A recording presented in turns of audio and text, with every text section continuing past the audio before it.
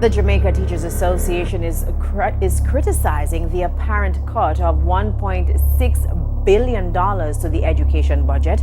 President of the association, Jamaican Gabriel, says it's a signal that education is not a priority for the government. But the Ministry of Education is insisting it's a positive reduction, noting that students will benefit. Giovanni Dennis explains. Extremely concerned. That's how the Jamaica Teachers Association feels about the announced cut to the education budget.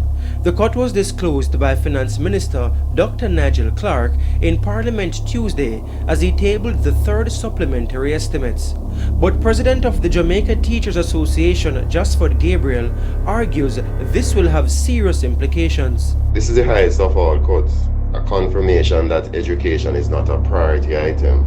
This unfortunate development will obviously have serious implications for our overall development as a nation. This cut also comes against the background of increased allocation for at least 4 other government sectors, at a time when almost 90% of our public schools remain closed for face-to-face instructions, obviously resulting in reduced operational expenses for the Ministry of Education, Youth and Information. But the Education Ministry is describing the cut as a positive reduction. Dr. Grace McLean is acting permanent secretary. The $1.6 billion you may have seen as a reduction in the Ministry of Education, Youth and Information budget is actually a positive reduction, as this amount is being transferred to the Ministry of Science, Energy and Technology for the procurement of 15,000 laptops for our grades 10 to 13,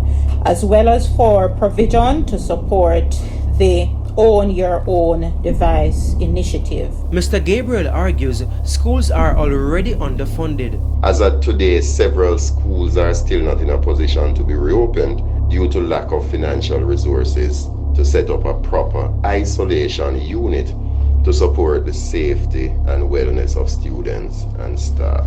Mr. President, I would also like to assure you that we have already dispatched grants to all our schools in accordance with the tranche arrangements that we have for payment, and so schools are being adequately funded to support all areas of teaching and learning.